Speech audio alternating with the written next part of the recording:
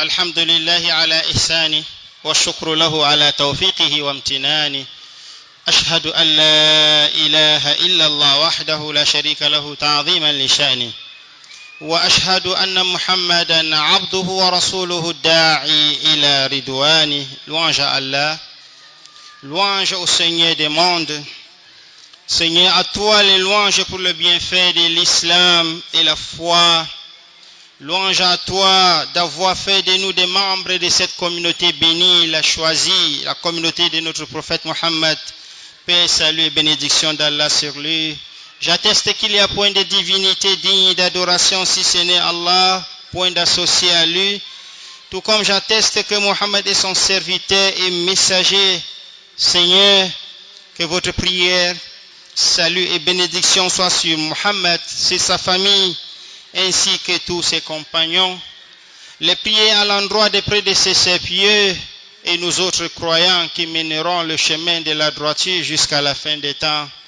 Fidèles en islam, nous revenons dans notre sermon d'aujourd'hui dans un thème important, ce thème qui continue parlant de la sincérité, mais cette fois-ci l'impact de l'ostentation dans les actes d'adoration, l'impact que joue l'ostentation qui est la ria dans nos œuvres et dans ce que nous faisons, en nous rappelant de ces hadiths bénis, ces hadiths du prophète Mohammed sallallahu alayhi wa sallam qui nous édifient en ce qui concerne l'ostentation et son danger. Qui dit ostentation nous mène à son contraire, parce qu'on ne peut pas connaître la sincérité si on ne connaît pas son contraire, à l'exemple de l'ostentation. Alors, fidèles en islam, sachez donc que le petit shirk, le polythéisme mineur, comme le prophète l'a dit dans un hadith authentique, ce polythéisme mineur est tout ce que le législateur a interdit, qui constitue d'ailleurs une voie qui mène au grand shirk, au polythéisme majeur. Bien que le polythéisme mineur ne sorte pas quelqu'un de l'islam, mais il n'en demeure pas moins dangereux pour la foi de n'importe quel grand péché. Ce qu'on appelle le petit shirk, le polythéisme mineur, est plus dangereux que n'importe quel grand péché. C'est plus dangereux que n'importe quel grand péché. À l'exemple de ces hadiths que nous allons écouter, l'exemple de la ria, le prophète il a fait allusion à cela en disant que je ne crains pas pour vous autre chose. La chose que je crains le plus pour vous, c'est le shirk mineur là, le petit shirk qu'on dénigre là. Si le prophète sallallahu alayhi wa sallam craint pour toi un péché, sache que le péché là n'est pas une petite chose. Écoutons dans ces hadiths. La semaine passée, nous avions abordé l'importance de la sincérité dans l'adoration, raison pour laquelle il est clair que c'est en opposant un acte à son contraire que les choses s'éclaircissent plus davantage.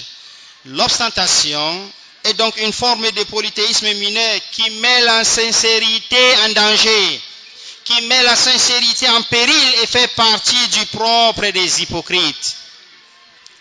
Fidèle en islam, Imam Muslim il nous rapporte dans son recueil authentique, d'après le hadith d'Abu Huraira, il dit, les gens viennent, ils apprennent chez lui.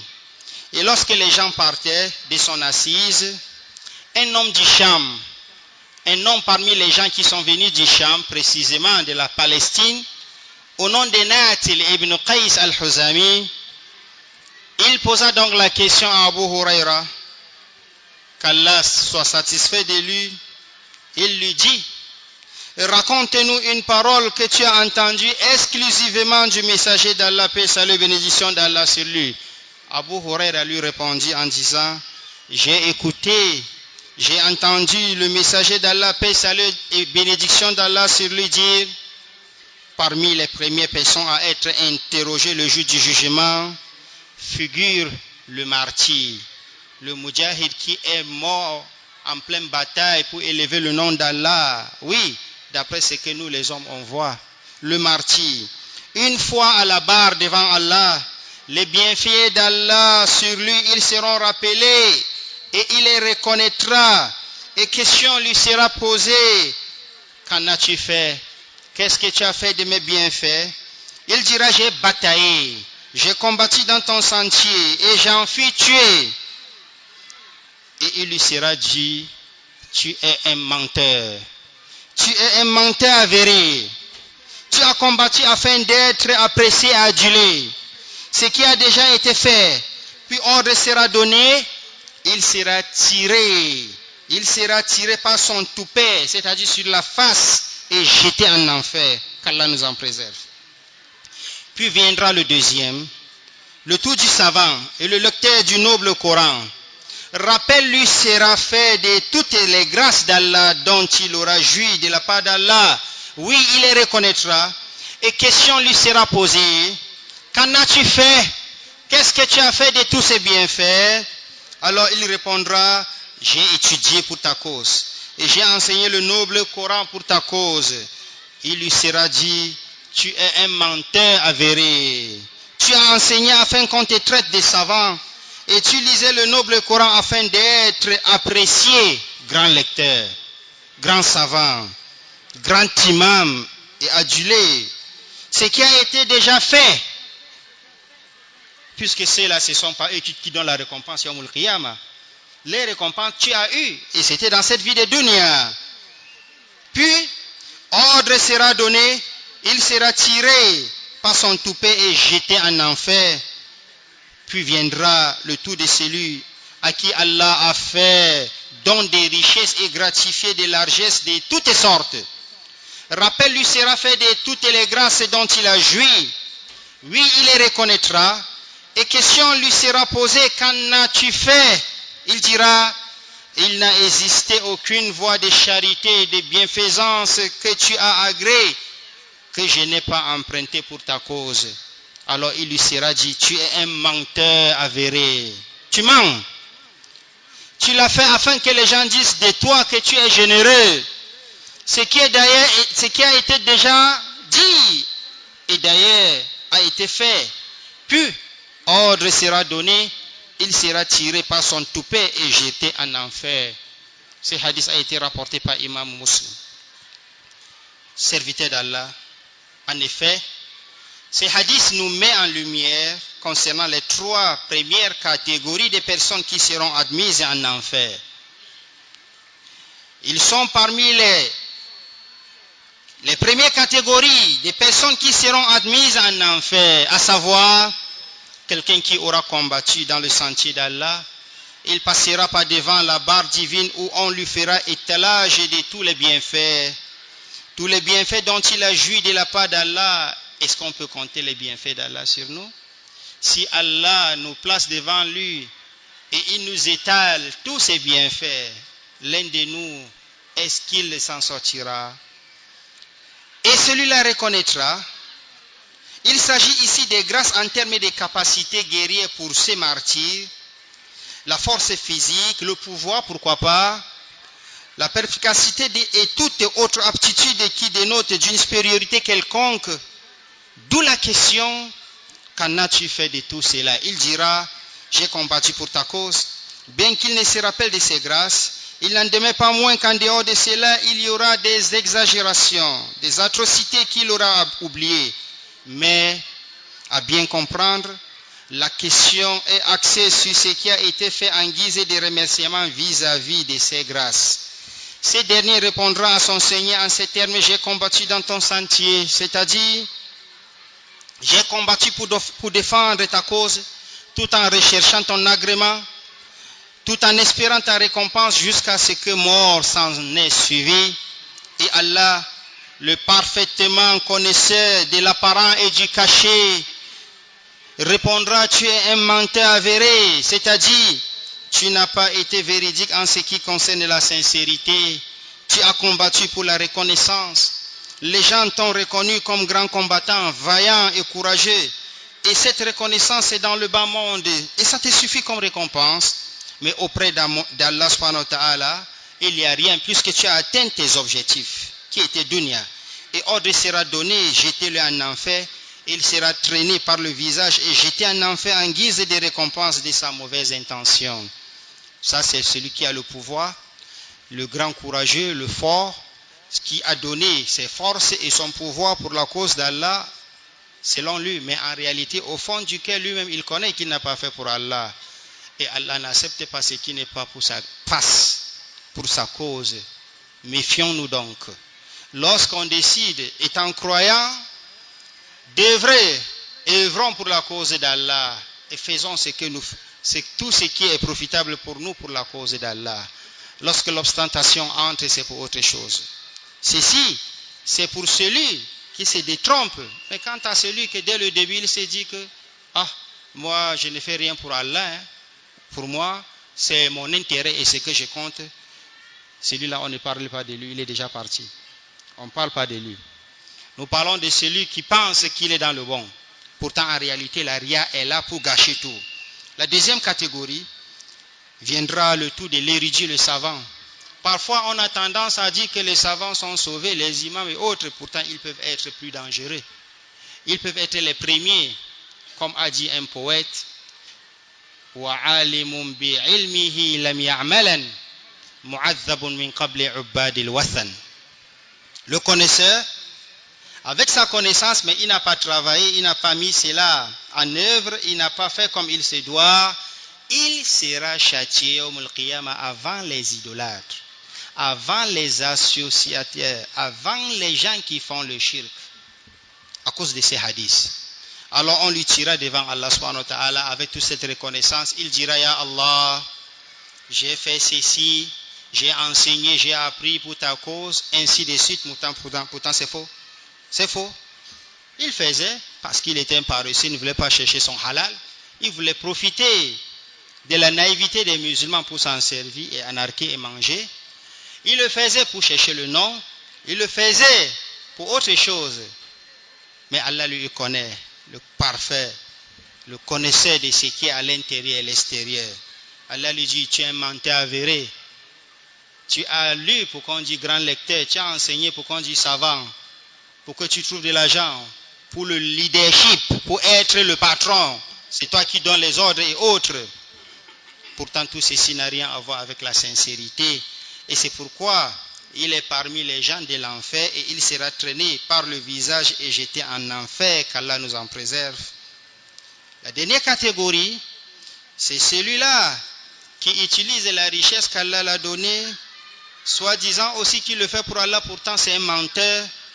Et il fait pour autre chose, pour qu'on en parle, pour qu'on dise tel al-Haji, tel. Il n'a pas fait pour Allah. Ya Jama'a, la ria c'est dangereux. وَقَدِمْنَا إِلَى مَا عَمِلُوا مِنْ عَمَلٍ فَجَعَلْنَاهُ هَبَاءً مَنْثُورًا أَمَّا الزَّبَدُ فَيَذْهَبُ جُفَاءً وَأَمَّا مَا يَنْفَعُ النَّاسِ فَيَمْكُثُ فِي الْأَرْضِ. Lorsque tu fais pour Allah, ça reste sur terre et c'est utile pour les serviteurs d'Allah. Et tu as la récompense de cela yawmul qiyamah. Lorsque tu ne fais pas pour Allah, Allah cache le nom, Allah ferme la face, Allah fait tout. Ce n'est ni utile ici, et yawmul qiyamah, tu es rejeté, tu es tiré, traîné par la face jusqu'en enfer, qu'Allah nous en préserve. Il a fait pour qu'on dise qu'il est généreux. Ces hadiths nous recadrent, parce qu'on cite ici les meilleurs de tous. Selon notre vision, il a le pouvoir, il est fort, il a l'argent.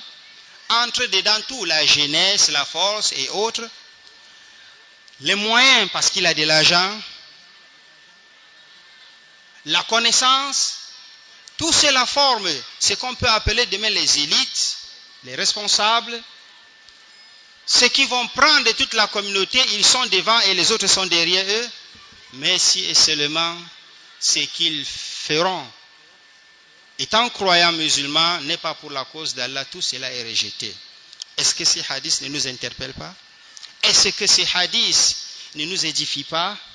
Est-ce que ces hadiths n'étirent pas nos oreilles afin que tout un chacun se dise, si Allah m'a créé pour son adoration, je dois l'adorer sincèrement. Et tout ce que je dois faire pour Allah subhanahu wa ta'ala. C'est lui qui donne la récompense. Ce n'est pas les hommes. Ce n'est pas des gens. Ce n'est pas ceux que tu veux qu'ils te voient. Ils font ceci, cela. Donne pour la cause d'Allah.